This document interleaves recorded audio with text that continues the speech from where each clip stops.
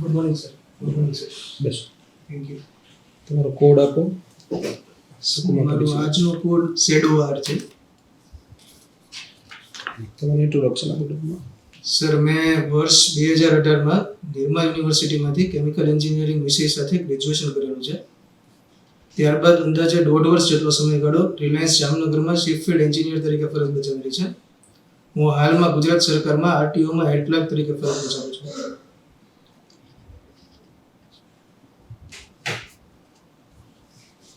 તો ક્યાં chemical engineering ને ક્યાં head clerk બોલાવવાના?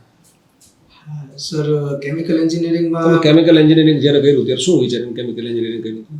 Sir chemical engineering એક ઇમર્જિંગ ફિલ્ડ છે ઇન્ડિયામાં અને વર્લ્ડ વાઇડ ઇમર્જિંગ ફિલ્ડ છે. અને સર કોઈ પણ જે પ્રોડક્ટ છે એ બનાવવામાં કેમિકલ એન્જિનિયરનો વધારે મુખ્ય રોલ હોય છે રો મટીરિયલમાંથી પ્રોડક્ટ બનાવવા માટે. એટલે ઓપોર્ચ્યુનિટીઝ ઘણી સારી હતી અને મારું કેમ્પસ પ્લેસમેન્ટ થયું હતું રિલાયન્સ જેવી રેપ્યુટેડ કંપનીમાં.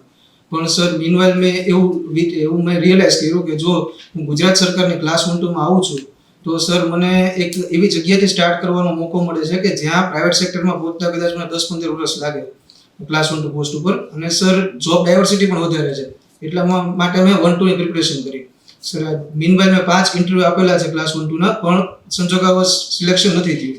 તો એક સમય સાથે ફાઇનાન્શિયલ રિસ્પોન્સિબિલિટી હોય છે એટલા માટે ફાઇનાન્શિયલી તો તમે ક્યાં વીક હતા? તમે જામનગર રિલાયન્સમાં જોબ કરતા હતા તો હેડ ક્લર્ક કરતા પગાર વધારે તો ઓછો હતો. સર તો વધારે, પણ એને છોડી અને 1-2 માટે મેં પ્રિપરેશન કરી પછી નથી થયું. તો મારા પાસે એક આ હેડ ક્લર્ક છે એમાં ફાઇનાન્શિયલી પગાર સારો છે. અને સર બીજી વસ્તુ એ છે કે સરકાર સાથે સંકળાવાનો મોકો છે. ભલે નાની પોસ્ટ હોય પણ એ સમજવાનું કામ મળે છે કે સરકાર તો તમને તમે ટૂંકમાં જામનગર રિલાયન્સમાં જોબ શરૂ કરી પછી આવી ખબર પડી કે સરકાર સાથે સંકળાવાથી લાભ થાય? હા સર, મને નહીંતર તો તમે 12મા ધોરણ પછી તે BA કે MA કરી લીધું હોત તો ફેમિલી ઉપર વિશેષ આર્થિક બર્ડન ન આવે અને તમે ત્યારથી જ ક્લાસ 1-2ની પ્રિપરેશન શરૂ કરી શકે જ નહીં. સરકારમાં વહેલા આવી શકાય. હા, પણ સર મને એવું લાગે છે કે જો એન્જિનિયરિંગ કરવું એના કારણે મને ઘણા બધા ફાયદા થયા છે. એક સર તાર્કિક ક્ષમતા મારામાં વિકસી છે. એક સર તો એનો મતલબ એવો છે કે કોઈ એન્જિનિયરિંગ ન કરે તો તાર્કિક ક્ષમતા વિકસે નહીં? સર એવું ક્લેમ નથી કરી શકતો કરતો, પણ એન્જિનિયરિંગ છે એના જે વધારે રિલાયન્સ છે એ સર જે મેથેમેટિકલ સબ્જેક્ટ છે ને તાર્કિક સબ્જેક્ટ ઉપર વધારે છે. તો મને એવું લાગે છે કે એ હેલ્પ કરે છે. નો ડાઉટ BA કરો તોય તમારી તાર્કિક ક્ષમતા તો હોય. તમે આ TDOમાં હો તો તમારું કેમિકલ એન્જિનિયરિંગ એમાં ક્યાં કામ લાગશે? સર એમાં ડાયરેક્ટ અને ઇનડાયરેક્ટ બંને રીતે કામ લાગે. સર જો ઇનડાયરેક્ટ રીતે વિચાર કરીએ તો આપણે કેમિકલ એન્જિનિયર છે ને કોર્ડિનેશનનું કામ હોય છે. કોઈ પણ પ્લાન્ટ હોય તો મિકેનિકલ, ઇલેક્ટ્રિકલ ઇન્સ્ટ્રુમેન્ટેશનની સાથે કોર્ડિનેશનમાં પ્લાન્ટ ચલાવવાનું હોય છે. આ જ રીતે જ્યારે હું ટ્રાઇબલ ડેવલપમેન્ટ અધિકારી તરીકે કાર્ય કરીશ તો મારે નીચેના સ્ટાફ સાથે સંકલન કરવાનું રહેશે, બીજા ઘણા બધા ડિપાર્ટમેન્ટ સાથે સંકલન કરવાનું રહેશે. તો મને કોર્ડિનેશન સ્કિલ્સમાં ફાયદો થશે. સર એક એનાલિસિસમાં ફાયદો, એનાલિટિકલ પાવરમાં ફાયદો થશે. પછી સર માઇક્રો મેનેજમેન્ટમાં ફાયદો થશે જે મેં રિલાયન્સમાં શીખેલું છે. આ ઉપરાંત સર ડાયરેક્ટની વાત કરીએ તો સર જે માઇનોર ફોરેસ્ટ પ્રોડ્યુસીસ છે ગૌણ વન પેદાશો, હવે સર એમાંથી કોઈ પ્રોસેસિંગ ઉદ્યોગ છે એવું વધારે સારી રીતે ત્યાં ટ્રાઇબલ ડેવલપમેન્ટમાં લાવી ટ્રાઇબલ બેલ્ટમાં તો ટ્રાઇબલને રોજગારી મળવાની ચાન્સીસ વધારે છે. સર વોકેશનલ ટ્રેનિંગની સરકાર વાત કરે છે ટ્રાઇબલ્સ માટે, તો વોકેશનલ ટ્રેનિંગમાં સર જે કેમિકલ રિલેટેડ ઘણી બધી ઓપોર્ચ્યુનિટીઝ છે તો એ વિશે થોડું કાર્ય કરી શકું, સરકારમાં સજેશન્સ આપી શકું. કેવા સજેશન આપશો? 2 સજેશન આપો. વોકેશનલ ટ્રેનિંગના sir vocational training chemical regarding. હા સર, આઈટીઆઈ જે છે એમાં સર આપણે પેનલ ઓપરેટરના કોર્સિસ ચાલુ કરી શકીએ છીએ. આજકાલ દરેક જે સર ઇન્ડસ્ટ્રી છે એ DCS ઉપર કાર્ય કરે છે કે જે પેનલ થ્રુ ઓપરેટ કરવાની હોય છે. તો એમાં સર આઈટીઆઈ વાળા લોકો માટે પણ ચાન્સીસ છે. પેનલ ઓપરેટર છે, પછી સર જે ફિલ્ડ એક્ટિવિટીઝ છે અલગ અલગ ટાઈપની, દાખલા તરીકે સર જે ફિલ્ડનું પ્લાનિંગ છે કે સર એક્ઝિક્યુશન છે, મોનિટરિંગ છે, એ બધું આઈટીઆઈ કોર્સિસમાં કરાવી શકાય છે. અત્યારે કંપનીવાળા છે એ પોસ્ટ ઉપર કોની રિક્રુટમેન્ટ કરે છે? જે પોસ્ટની મેં વાત તમે કરી અત્યારે વાત કરી કે આઈટીઆઈમાં આપણે ઇન્ટ્રોડ્યુસ કરી. હા સર, અત્યારે ડિપ્લોમા વાળાની રિક્રુટમેન્ટ કરે છે. તો ડિપ્લોમા મળતા કંપનીવાળા કોઈ આઈટીઆઈ વાળા શું કામ લેશે?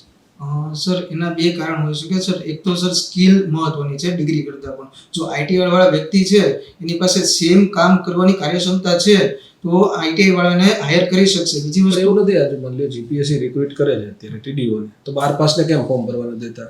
ગ્રેજ્યુએશન જ કેમ ફોર્મ ભરવા દે છે? સર તો કંપની વાળા શા માટે આઈટીઆઈ વાળા લે છે? ડિપ્લોમા વાળા મળતા હોય તેમાંથી આઈટીઆઈ વાળાને શું કામ લેશે? બેમાંથી ક્વોલિફિકેશન કયું હાયર છે? ડિપ્લોમા.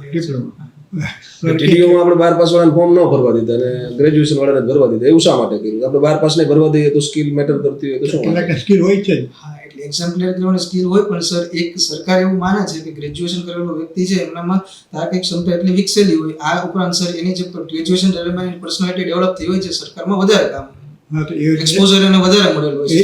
આજની એમ આઈટીઆઈ ને ડિપ્લોમા લાગુ ના પડે? સર પડે, પણ આઈટીઆઈ કરતા હાયર લેવલનું ને ડિપ્લોમા તો. હા સર, ડિપ્લોમા આઈટીઆઈ કરતાં હાયર લેવલનું છે, નો ડાઉટ. પણ સર જો આઈટીઆઈમાં પણ એ સ્કિલ હશે અને પ્લસ બીજી વસ્તુ છે કે એટ્રિશન રેટનો પણ પ્રશ્ન આવશે. દાખલા તરીકે ડિપ્લોમા વાળા વ્યક્તિ છે એ સર એન્જિનિયરિંગ કરવા માટે કંપનીમાં 1 વર્ષ કામ કરીને ફરીથી છોડવાની ચાન્સીસ છે, જ્યારે આઈટીઆઈ વાળા પાસે એટલું એટ્રિશન રેટ ઓછો હોય છે. હાઈકોર્ટ શું હેડ ક્લર્ક તરીકે તમે કેટલા સમયથી જોબ કરો છો? સર અંદાજે 2 વર્ષ. 2 વર્ષથી. ઓકે. અત્યારે નવું પેન્શન મોદી સાહેબ આપ્યું છે. શું નામ આપ્યું છે એમને? Unified pension scheme, UPS. UPS છે એ ઓપીએસ થી કેવી રીતે અલગ પડે છે? સર યુપીએસ છે એમાં સર 2 ઓપ્શન છે. એક ઓપ્શન પ્રમાણે તમારી જે લાસ્ટ 3 મંથ્સ બેઝિક સેલરી હોય એના 50% પ્લસ જે ભથ્થા મળવાપાત્ર છે એ ગેરંટીડ કરવાનું છે. જ્યારે ઓપીએસમાં પણ એ જ ગેરંટીડ હતું, પણ ઓપીએસની અંદર એમ્પ્લોયનું કોઈ કોન્ટ્રીબ્યુશન નહોતું. જ્યારે યુપીએસમાં કેવું છે કે એમ્પ્લોયના બેઝિક પ્લસ ડીએના દર મહિને 10% જે આપણે એનપીએસમાં કપાવીએ છીએ એ કપાશે, પરંતુ એની પાસે 2 ઓપ્શન છે. શું એને એનપીએસ સાથે જવું છે કે યુપીએસ સાથે? જો એનપીએસ સાથે જાય છે તો ત્યારે જે રિટાયર્ડ થાય ત્યારે એને ઉપર જે પર્પસ હોય અને જે રીતે એને એન્યુટી ઓપ્ટ કરે એ રીતે એનું પેન્શન બંધાશે. અને જો એ યુપીએસમાં એવું કહે છે મારે ગેરંટીડ પેન્શન જોઈએ છે તો લાસ્ટ પેન્શનના 50% મળશે. ગ્રેજ્યુએટી શું છે? સર કોઈ વ્યક્તિ છે એ એક નિશ્ચિત સમયગાળા માટે કાર્ય કરે છે તો એના બદલ એની જે નિષ્ઠા બદલ એને જે આપવામાં આવતી રકમ છે એ ગ્રેજ્યુએટ. કેટલી મળે? સર તમે માની લો કે અત્યારે તમે હેડ ક્લર્ક તરીકે જો કોઈ એક્સ પર્સન છે હેડ ક્લર્ક તરીકે રિટાયર થાય છે તો એને ગ્રેજ્યુએટી કેટલી મળે? સર જ્યાં સુધી મને ખ્યાલ છે ત્યાં સુધી સર મેક્સિમમ તમને ખ્યાલ હોવો જોઈએ. તમને ટ્રેનિંગ ક્યાંની આપવામાં આવે છે વિશેષ? આ તો તમારી ફરજનો ભાગ છે. પ્રી સર્વિસ તાલીમ થઈ ગઈ છે કે નથી? આમે ફરજનો ભાગ છે. તમે 2 વર્ષના ઘણા લોકો રિટાયર થતા તમે અમને બધાને ગ્રેજ્યુએટી આપી હશે. સર 20 લાખ રૂપિયા છે એની મહત્તમ મર્યાદા છે, અને સર 33 વર્ષની સર્વિસ હોય તો છેલ્લા 16 પગાર જે છેલ્લો પગાર હોય એના 16 પગારના મર્યાદામાં આપવામાં આવે છે. જેમ જેમ સર્વિસ 33 વર્ષ ન હોય તો ઓછી હોય તો સર એનું એક ફેક્ટર આવે છે. મેં પેન્શનમાં કે એમાં કાર્ય નથી કર્યું એટલે મને હાલ ખ્યાલ નથી, વાંચી લેશે divide by 2 maximum 33 years, not more than 33. કોઈ 38 વર્ષ નોકરી કરી હોય તો એને 16.5 પગાર જ મળે, અને કોઈ 25 વર્ષ નોકરી કરી હોય તો 12.5 પગાર મળે. એ ગ્રેજ્યુએટ 20 લાખની મર્યાદા. તો તમે આશ્રમ શાળામાં ટીડીઓ તરીકે કાર્યરત છો. આશ્રમ શાળામાં બહુ બધા વિદ્યાર્થીઓ છે અને એસેમ્બલી હોલમાં બધા બેઠા છે. એક ભૂકંપ આવે છે તો તમે શું કરશો? સર એકાએક ભૂકંપ આવે છે તો ભૂકંપ તો એકાએક જ આવવાનો, એટલે બધા અત્યારે તમે ડિસિઝન શું લેશો? હા સર, હું જેટલા પણ વિદ્યાર્થીઓ છે એને બિલ્ડિંગથી દૂર જગ્યાએ કે જ્યાં કોઈ ઓપન સ્પેસ છે. તમે ચોથા માળે છો, ભૂકંપ છે એ અમુક સેકન્ડો માટે જ આવે તો તમે શું કરશો? You are on the 4th floor of your building. Assembly hall ત્યાં છે, ત્યાં પ્રાર્થના ચાલે છે. હવે તમારા મોઢામાંથી જે પહેલી ઇન્સ્ટ્રક્શન નીકળશે એ શું હશે? શું કહેશો બાળકો?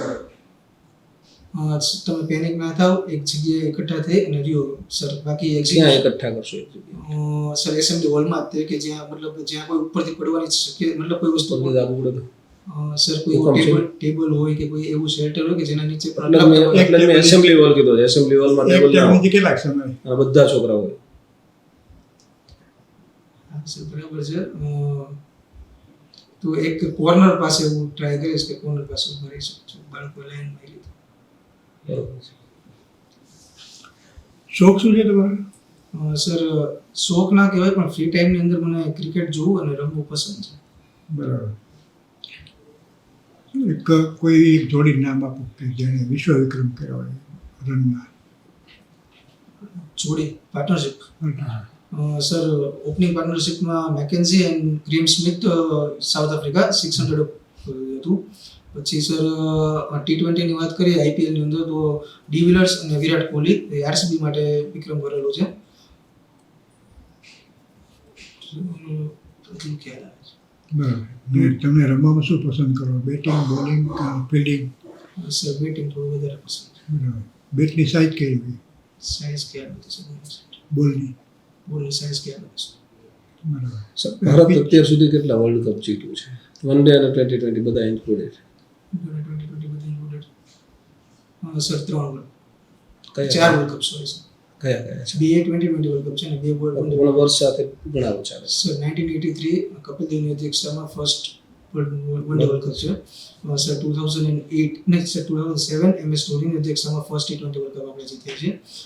સર 2011 MS ધોનીની અધ્યક્ષતામાં ODI વર્લ્ડ કપ છે અને લાસ્ટ જે છે એ T20 વર્લ્ડ કપ આપણે જીત્યા. ત્યારે કોણ હતા captain? Captain sir Rohit Sharma ખ્યાલ એક્ઝેક્ટ ખ્યાલ નથી. તો જોઈએ તો લેટેસ્ટ છે ને, તમને 83 ની ખબર છે, 23 ની ખબર હોવી જોઈએ. હા, સર પણ આપણા એક પ્લેયરને ઓડી કાર મળી હતી ગિફ્ટમાં, ખબર છે? ખ્યાલ નથી, સર. સર રવિ શાસ્ત્રીને મળી હતી પણ સર એ તો પહેલા જૂની વાત હતી. બરાબર. સેવન સિસ્ટર છે એને કનેક્ટ કરતું આપણું ભારતનું એવું કયું રાજ્ય છે જેની એમ એન્ટ્રી બંધ થઈ જાય તો આપણે સેવન સિસ્ટર્સથી વિકુટ આપી દઈએ? જી સર, પશ્ચિમ બંગાળ છે, ફરક્કા બેરેજ જે 22 કિલોમીટરનો પટ્ટો છે. જો તેની એન્ટ્રી બંધ થઈ જાય તો સેવન સિસ્ટર ઇન્ડિયાથી અલગ થઈ જાય. પછી ભારતના એવા કયા કયા રાજ્યો છે કે જેની સરહદ અન્ય માત્ર એક જ રાજ્ય સાથે સ્પર્શતી હોય? સર, થોડું વિચારવું પડશે. આરામથી વિચાર્યું કે એવા રાજ્યો કે જેની સરહદ માત્ર એક જ રાજ્યને સ્પર્શતી હોય, બીજા કોઈ રાજ્યને સ્પર્શતી ના હોય, એવા રાજ્યના નામ આપવાના છે.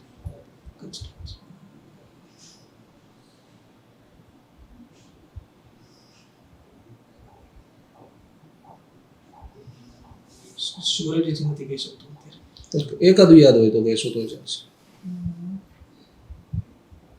આજે આ તમે જે 22 કિલોમીટરનો રસ્તો કીધો સિક્કિમ સર. એ સિક્કિમને સ્પર્શે? સિક્કિમને બીજું કોઈ રાજ્ય સ્પર્શે ખરું? સર સિક્કિમને એક જ સ્પર્શ. અને બફર સ્ટેટ શું કામ કહેવાય? કારણ કે સર એ બે મોટા કન્ટ્રીઝ વચ્ચેનું એક સ્ટેટ છે, ઇન્ડિયા ચાઇના વચ્ચેનું સ્ટેટ છે, એટલા માટે એને બફર સ્ટેટ કહેવાય છે. ઓકે. પછી ભૂટાન ને નેપાળ વચ્ચેનું નથી? હા, ભૂટાન નેપાળ વચ્ચેનું પણ છે. બે કન્ટ્રીઝ વચ્ચેનું સ્ટેટ છે એટલા માટે buffer state. ચારધામમાં કયા કયા સ્થળોનો સમાવેશ થાય? ભારતમાં જેને ચારધામ યાત્રા કહેવામાં આવે છે એમાં કયા કયા સ્થળોનો સમાવેશ થાય? સર જગન્નાથપુરી, રામેશ્વરમ, સોમનાથ અને સર એકમાં કન્ફ્યુઝન છે, કેદારનાથ બદ્રીનાથમાંથી એક છે, કયું છે ખ્યાલ નથી. અને સોમનાથ કન્ફર્મ છે કે સોમનાથ ને દ્વારકામાં કન્ફ્યુઝન છે? સોમનાથ દ્વારકામાં કન્ફ્યુઝન છે. સર સોરી, દ્વારકા હોવું જોઈએ કારણ કે બાકી બંને છે ને એ કૃષ્ણ ભગવાનને રિલેટેડ છે, તો દ્વારકા હોવું જોઈએ. હોવું જોઈએ? હા, દ્વારકા હોવું જોઈએ. દ્વારકા જ છે, ઉપર એ કૃષ્ણ ભગવાનને રિલેટેડ છે તો શું? તમને જેમાં કન્ફ્યુઝન છે તો એમાં બદ્રીનાથ છે. બદ્રીનાથ છે. ચાલો, બદ્રીનાથ, દ્વારકા, રામેશ્વરમ અને જગન્નાથપુરી. જગન્નાથપુરી કયા રાજ્યમાં? ઓડિશામાં છે. રામેશ્વરમ, તમિલનાડુ. કન્યાકુમારી ક્યાં? કન્યાકુમારી કેરળમાં છે. કન્ફર્મ એટલે સોરી સર, તમિલનાડુમાં. હવે લાસ્ટ મોડ ક્લાસ છે ને તે તમિલનાડુમાં. કન્યાકુમારી શેના માટે ફેમસ છે? Southern most tip of mainland India છે. આમ સર ઇન્દિરા પોઈન્ટ છે પણ મેનલેન્ડ ઇન્ડિયાનું સાઉથર્ન મોસ્ટ ટીપ છે. ત્યાં એની વિશેષતા એ છે કે ત્યાં આપણે એવું કહીએ છીએ કે જેમ સામાન્ય રીતે બધે 3 નદીઓના સંગમ થાય એમ કન્યાકુમારી એવું સ્થળ છે કે જ્યાં 3 સાગર 3 સમુદ્રના સંગમ થાય છે. અને ત્રિવેણી સંગમ પણ સાગરનો ત્રિવેણી સંગમ છે.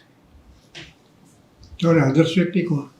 Sir doctor APJ Abdul Kalam છે, ઇન્ફ્લુઅન્સ કરે. શા માટે? સર એક હાર્ડવર્ક, એક ડ્રીમ બિગનું કહે છે એ સર પરસિવરન્સની વાત કરે છે, હમ્બલનેસની વાત કરે છે અને સર એમની જે ઇન્ટિગ્રિટી છે એ બિયોન્ડ ડાઉટ છે. એટલા એમનું યોગદાન શું હતું દેશ માટે? સર એમનું યોગદાન ઇન્ટિગ્રેટેડ મિસાઇલ ડેવલપમેન્ટ પ્રોગ્રામમાં યોગદાન છે એમનું. ડિફેન્સ ક્ષેત્રે જે એનો જન્મ ક્યાં થયો? સર રામેશ્વરમ. એમના બાળપણના એક જેમ તમારા માટે આદર્શ છે ને એમના આદર્શ એક શિક્ષક હતા જેના કારણે આપણને APJ અબ્દુલ કલામ એવું કહેવાય. એમના ગુરુનું નામ શું? સર એસ ઉપરથી નામ શિવ. બિલકુલ સાચું છે, એસ ઉપરથી. અને સર એક્ઝેક્ટ ખ્યાલ નથી આવતો એટલે કમેન્ટ કરવું અલગ બોલવું પડશે, થોડું કન્ફ્યુઝન છે. કાંઈ વાંધો, એસ ઉપરથી છે એટલે તમને કંઈક ખ્યાલ છે એ કન્ફર્મ છે. એમને શું એમના માટે વિશેષ યોગદાન કર્યું હતું તો એ એમના માટે આદર્શ બની ગયા હતા? સર એમને ડ્રીમ બિગ કરવાનું શીખવાડ્યું હતું એમને. સર થોડું સર એક એના કારણે હતું અને આ ઉપરાંત સર એમનું જે વ્યક્તિત્વ હતું જે એક હાર્ડવર્કિંગ પીપલ હતા જેને ઓનેસ્ટીનું મહત્વ શીખવાડ્યું હતું એટલા માટે. પ્રાઇમરીના શિક્ષક હતા એમના અને પ્રાઇમરીમાં જે નાત જાતના ભેદભાવ હોય ને હિન્દુ મુસ્લિમ એનાથી પર થઈ અને એમને આ બાળકને ટ્રીટ કર્યું હતું. એમના ઘરે જમવા બોલાયા હતા એમને એટલે ત્યારથી એ પ્રભાવિત થઈ ગયા તેમના ગુરુથી શિવ સુબ્રમણ્ય અય્યર સુબ્રમણ્ય ગુરુ છે. સરસ કામ કઈ સારું છે તમારું. ક્યાંક ક્યાંક આજે મિક્સિંગ થઈ જાય છે ને. કેટલા હતા સર ECF માં 56 માર્ક હતા, ક્લાસરૂમમાં 55 માર્ક્સ હતા. સ્કૂલ આમાં આમાંથી ડીઓમાં કેટલા છે આઉટ ઓફ 300? 204 એટલે માર્ક્સ તો બહુ સરસ છે મસ્ત. પછી એમાં સિલેક્શન થવાની શક્યતા છે. થોડું થોડું 55 કેવું અપ આવે ને તો થાય છે. 55 અપ આવે ને એન્ટ્રીમાં તો થાય એવું છે. કેટેગરી કઈ લાગુ જનરલ મેઇન 55 અપ લાવવા માટે શું કરવું પડે એ થોડુંક વિચારો જો ક્યાં ક્યાં. મેં તમને કીધું ત્યાં શું છે તમે આપેલા છે એટલે તમને આઈડિયા છે કે અહીંયા તમને ફસાવવા માટેની આ જ ટેકનિકો હોય. કે હું તમને એક પ્રશ્ન પછી તરત મેં તમને કન્યાકુમારી શું કામ પૂછ્યું તરત જ ક્યાં આવી કે તમે મને ખબર છે કે એ ટાઈમે તમારું માઇન્ડ છે ને કેમ ફરતું એટલે ત્યારે તમે ખોટા જવાબ આપી દો એવું બની શકે. નથી ખબર ને અટકી જાવ છો તો સારું છે, નથી ખબર ને અટકી જાવ તો સારું છે. ત્યાં એનું વિશેષ એમનું ધ્યાન એના ઉપર જ હોય છે કે તમે ક્યાંક ખોટું ન બોલી જાઓ અને ખોટી બાબતમાં તમે એમને હા ન પાડી દો. હા સાહેબ એમ હોય એવું કહી દો એનો મતલબ એવો છે કે તમે ગમે તે હામાં હા મિલાવી દો ખરા. અને તમે તમારી અત્યારે હેડલાઇટ છો તો તમારે ઘણી બધી વસ્તુઓ છે, મોટાભાગનું વહીવટ તમારા હાથમાં હોય જનરલી, તો એ બધી વસ્તુઓ તમે રજા નથી પૂછી મેં તમને ખાલી પેન્શન જ પૂછ્યું. એ બધું પૂછી શકે છે. RTI રજાના નિયમો, બીજા બધા જે આપણા સિવિલ નિયમો છે. નિયમો છે, મુલકી નિયમો બધા. તમારો અનુભવ હેડ ક્લર્કનો 2 વર્ષનો છે એટલે તમને એ બધી બાબતો બિલકુલ પૂછી શકાય. જેને તમે શું આપણે આ કચેરી કાર્ય પદ્ધતિ કહો ને એમાંથી ગમે તે તમને પૂછી શકે છે. બધા જેટલું વધારે સારું સારું એમ. GCSR માંથી કાંઈ પણ પૂછી શકે છે. તો થોડુંક નજર કરેલું હશે તો મજા આવશે તમે આ કહેશો. બરાબર. અને બધું આ જો અને આ નિર્મા કહેવા પાછળનું કોઈ સ્પેશિયલ વિશેષ આકર્ષણ છે? કરશનભાઈ વિશે પૂછે કે નિર્મા વિશે પૂછે એવું છે ને? જાણતા પ્રિપરેશન છે ને તમારી? હા કે કરશનભાઈ વિશે પૂછે તો અને સ્ટેટ ઇરમાનું તો મને સમજાવો મેં એટલે નથી પૂછ્યું પણ મને ખબર હતી. મેં ઇન્ટેન્શનલી નથી પૂછ્યું પણ આવું તમે બોલો છો તમને ખબર હોવી જોઈએ એવું હું તમને કહું છું. પછી રિલાયન્સ માટે પૂછે બધું. તમે જે કંઈ કહેશો ને એના પર સવાલો નીકળે એટલે પહેલેથી જ તમે નક્કી હોવા જોઈએ કે તમારે કેટલું કહેવું. નહીં તો એમ કહો કે રિલાયન્સ એટલે રિલાયન્સમાં મુકેશભાઈ વિશે પૂછશે ને ધીરુભાઈને ખાસ ધ્યાનમાં રાખવું પડશે. તમે રિલાયન્સ પૂછશો તો. આપણા ધીરુભાઈ ક્યાં ગયા હતા અહીંથી? યમન યમન ગયા હતા. તો શા માટે ગયા હતા? શું ભણીને ગયા હતા અહીંથી? શું ભણ્યા હતા ધીરુભાઈ? સર 12 કેમિકલ એન્જિનિયરિંગ કર્યું હતું કે નથી? 12 પાસે હતી સર કદાચ. SSC ફેલ છે ઈ. એનું ત્યારે વતન મેટ્રિક આવતું હતું 11મા ધોરણમાં નપાસ થયા હતા અને બાપા છે એ શિક્ષક હતા, હેડમાસ્ટર હતા. એનું વતન બધું તમે ખબર ચોરવાડ એટલે એવું કદાચ પૂછી શકે. બરોબર. મોટર ઉપર લઈ જાય એમના ફાધર ઉપર લઈ જાય કદાચ મધર ફાધર નોલેજ જ કંઈ નહીં પણ એમનું એજ્યુકેશન શા માટે ગયા પાછા શું કામ એવું પૂછે. મને ગયા હતા શું કામ ગયા હતા એના જીવનનું બાયોગ્રાફી જાણી લે, પૈસા માટે ના લાગે એમનો મોટો ભાઈ અહીંયા હતો બાયોગ્રાફી જાણી લેજો એની. બરોબર. એટલે અહીંયા ગયા હતા એટલે એ બધું તમે થોડુંક ધીરુભાઈ વિશે જાણી લેજો. એવું પૂછી શકે તમે જો આ ઇન્ટેન્શનલી 2 વર્ડ વાપરો છો તો. નિર્મામાં કરશનભાઈ વિશે જાણી લેજો. કરશનભાઈનું ગામ કયું એવું પૂછશે.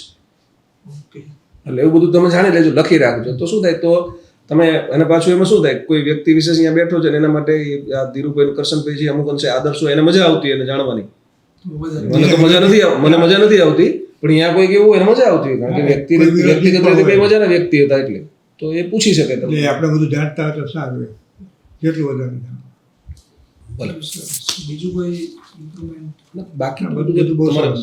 વાતચીત કરવાની જે લઢણ છે જે પ્રકારે તમે જ્યાં પોઝ લેવા જોઈએ ત્યાં લો છો, આઈ કોન્ટેક્ટ એ સરસ છે, એ બધામાં ક્યાંય તકલીફ એ નથી. બધું બરાબર. એ બધું બરાબર. થોડુંક નોલેજ વર્ક કરવાનું. અને એમાં કેવું છે જ્યારે આ કમ્યુનિકેશનમાં ક્યાંક આ થઈ જાય છે ને દાખલા કે તમે સોમનાથ ઉતાવળમાં કહી દીધું હા પછી તમે ઉપર અટકી ગયા એ સારું છે પણ એ કેવું છે આ તો બહુ ફંડામેન્ટલ વસ્તુ થાય ને 4 ધામ એટલે તો એ ખબર જ હોય છે કે બદ્રીનાથ જ એક જ શિવલિંગ એક જ આવે યાદ રાખો અને રામેશ્વરમ હા બાકી શિવલિંગ નથી બીજી એટલે તમે સોમનાથ ના લઈ શકો ઉપર કેદાર ના લઈ શકો બદ્રી કેદાર છે જ ક્યારેક તમને એવું પૂછે કે 4 ધામ કો પણ ઉત્તરાખંડ નાખો તો એ બંને આવે બદ્રી કેદાર ગંગોત્રી યમનોત્રી સાચા બે ગંગા, બે નદીઓ અને બે અને ઓલું સ્ટેટ મેં તમને કીધું એમાં 2 સ્ટેટ છે એક તો સિક્કિમ આપણે યાદ આવી ગયું પછી બીજું મેઘાલય છે મેઘાલય ને બીજા એક જ સ્ટેટની સરહદ સ્પર્શ